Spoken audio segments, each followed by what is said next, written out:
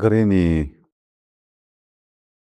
wayyaanee Tigraay keessatti rakkoo uummachuuf adeemaa jiru kun yaada siyaasaa moofaa, hoggansa moofaa, ilaalcha moofaa qabaatedha.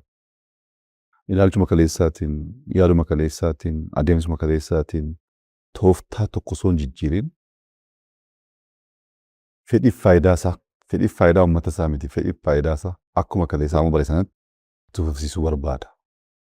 Yaada moofaa waan ta'eef milkaa'uu hin danda'u. Fakkeenya bara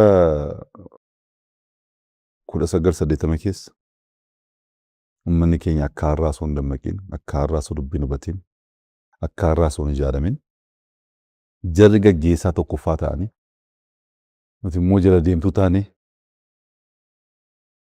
gargaartuu taane tokkoffummaa isaanii fudhannee lammaffummaafuu gahaa miti jedhamne waliin deemnee injifannoo isaanii tiksinee saamicha isaaniif haala mijeessinee jirra. Oromoon bakka kaleessaa jira. Saawusaniin bakka kaleessaa jira.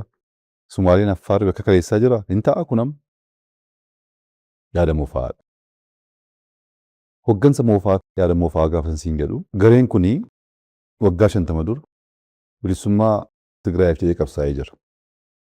Yeroo sanatti uummata dammaqsuu ijaaruuf kaayyoo filate jennee illee dhiisnee fi eega mo'atee mootummaa ta'ee waggaa 27 aangoo qabatee booddee maqaa jijjiirrachuu hin dandeenye. Ammas mootummaa Itoophiyaa ta'ee bilisummaaf walabummaa Tigraayiif hin qabsaa'edha. Asii deemis suma kana godha. Yaada yeroo, haala addunyaa wajjin of jijjiiruudhaaf qophaa'aa miti. Tokkoffaan kana. Lammaffaan humna walqixxummaa fudhachuu hin dandeenyedha. Akka nama tokkotti biyya kana keessatti nama sabaaf sablammii kamii keessaayyuu ba'e wajjiniin walqixa ilaalamuun barbaadan. Jarri bulchuu ati bitamuu, jarri saamuu ati saamamuu, jarri ajajuu ati ajajamuu. Amalli kun immoo jijjiiramuu dhiisamaa itti agartaa. Isuma ammaa kana eega addunyaan jijjiirame, eega haalli jijjiirame asitti wayyaaniin hoogganee shaneen naannoo Oromiyaa fi naannoo Amaaraa jiran gargaaranii walqixxaatanii miti gargaaranii waraana mootummaa irratti goona kan jedhu ifatti dubbatu. Ammas jara osoo gaggeessan kan jara hordofa. Jarri isa kaan wajjin hariiroo uummatanii gaggeessuuf miti. Walqixxummaadhaan miti. Akka lakkoofsaan gaggeeffamuufis miti. Jarrituu gaggeessaa ni kan gaggeeffama. Namni amala kanaan dhufee osoo aangoon qabatin gaggeessu malee kan jedhe kun aangoo qabannaa maal akka fiduu danda'u itti laannee agarreera hin beekna bu'aasaa. Kanaaf walqixxummaan fudhatanii jirra. Namni walqixxummaan fudhanii bara kana baay'ee rakkata. Walqixxummaa fuu rakkana. Walqixxummaa laannee yoo rakkanne walqixxummaa laachuu jibbitee dhiisiiti. Fakkeenya tokkoon sii kaasa. Amma mootummaan kun naannoo Tigraay deemee lafa meetira tokko fudhachaa hin jiru. Uummata Tigraay saamaa hin jiru. Ofiin of bulchu. Afaan isaanii, aadaa isaanii, eenyummaa isaanii, biyya isaanii keessatti guutummaatti of bulchu. Asii gargaarsa deema yoo ta'e alatti achi waan nuti irraa fudhannus irraa barbaannus hin jiru. Amma waggaa 20-30 dura Oromiyaan akkuma jirra har'a of bulchaa jiran kanatti guutummaatti of bulchee namni lafa isaa saammachuu dhiisee nama isaa mana hidhaatti akkuma magaala guddaa Oromiyaa wayii manni hidhaa biyya kana afaan Oromoo afaan isaa ta'ee akka jiraatu sanatti jiraachuu dhiisee Oromiyaan sadarkaa amma jirri of bulchaa jiran kanatti waggaa 20-30 dura of bulchee qabsoon barbaachisan hin barbaachisu hin qabsoon. Kanaan dura nuti kan rakkanne fakkeenyaan dubbachuu hin dandeenyu karaa irra gaafa deemnu abaa'oo jedhanii nama hidhuu, nama ajjeesuu, nama dhabamsiisuu, nama ukkaamsuu, lafa keessaamuu, biyyaa baqachuun, magaalarraa baqachuun, aangoorraa baqachuun aadaa amala haaraa ta'aa dhufee jira. Biyya kee keessatti, biyya namaa deemtee miti qe'ee kee keessatti abbummaadhaan miti akka namaatti jiraachuu rakkoo waan ta'eef qabsaa'ame. Kan jalaa kun maaliif amma? Namni achi deemee miidhaa addaa irratti geessaa jiru hin jiru. Kan biraa dhiisii hoomaa waraanaa biyyoolessaa illee achi hin jiru. Guutummaatti of bulchu. Maal barbaacha yoo jettee gaaffii dhugaa hin qabani. Gaaffii dhugaa hin qabanii meeshaa diina alaati. Wanti xiqqoo gaafa argatan isheedhaan bitamanii Itoophiyaa jeequu barbaadu. Itoophiyaa jeequudhaan nageenya dhabsisuudhaan achi keessa jiraachuu barbaadu. Namoonni garee kana gargaaraa jiran. Kaleessa baay'ee kaleessas TPLF gaafa mootummaa dargii mo'atee aangoorra bahe of danda'ee miti. Namatti hirkateeti. Namatti hirkatee gargaarsa biyyoota garaagaraa irraa fudhateetu mootummaan kun waan baay'eetiin qaramee waan tureef bara sanatti gargaarsi sun gargaarsa qarshii miti. Hoomaan waraanaa jarri gargaaran waliin galanii Finfinnee akkaataa sana aangoo qabatanii bara sanas hirkatanii malee of danda'anii miti. Ammas hirkannaa sanaan waa gochuu danda'u itti fakkaata.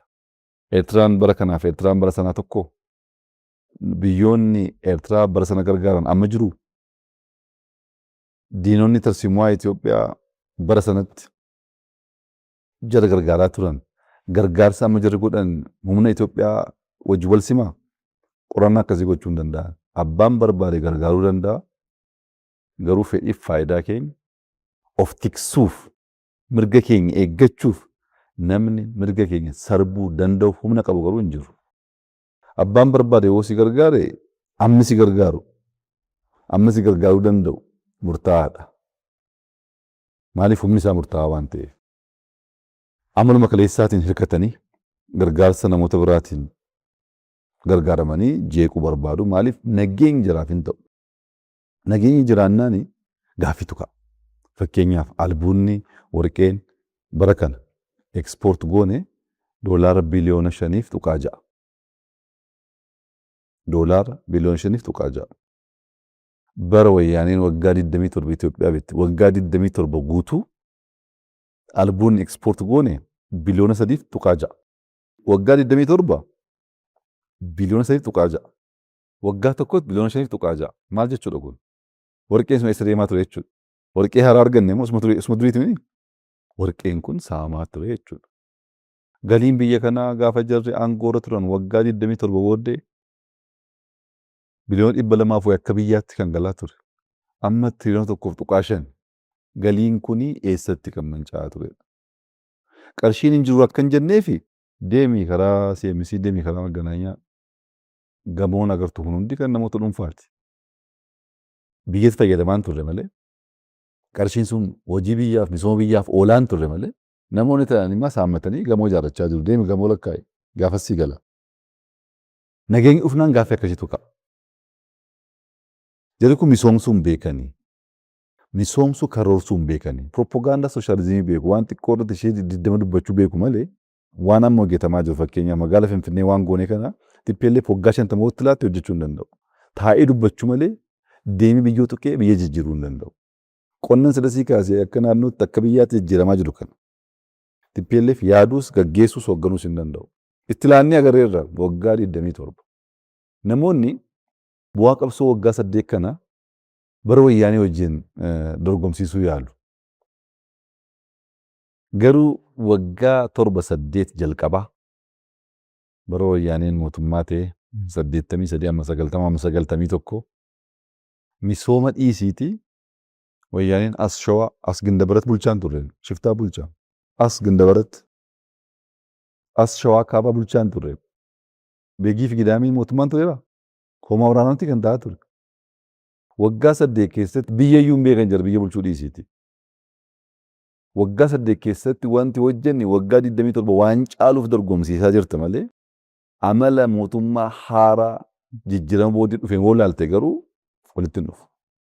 Kanaaf jarri kun nageenya hin jaallatanii, walqixxummaa hin jaallatanii, diina Itoophiyaa wajjin hariiroo uummatanii, gargaarsa garaagaraa fudhatanii, jeequudhaan jeequmsa sana keessatti jiraachuu barbaadu.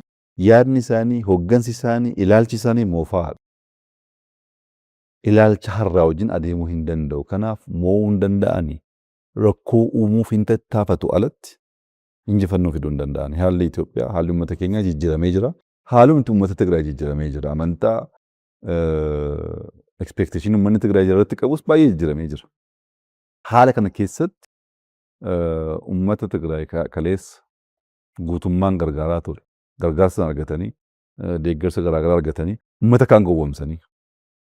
Uummanni kaan gowwoomee wanti ta'e sun lammaffaa seenaa keessatti har'a miti waggaa dhibbaa har'aan ta'u kun. Waggaa dhibbaa har'aa kun raawwachuu hin danda'u. Kun seenaadha. Kun dhumateera. Kun duubatti hin deebi'u. nuti bilisoomuu duwwaa osoo hin taane lammaffaa garboomuuf qophaa'anti. Ummata dammaqe, ummata of bare, ummata of ijaaraa jiru, ummata caaseffama isaa hammayyeessaa jiru kana akka ummata kaleessaatti ilaaltee yaaduun gowwummaadha. Yaada moofaa irraa maddaa fagoon deemu jeequudhaan yaalu garuu hin cabuu hin dhaabbataa amantaa jedhu guutuun qaba.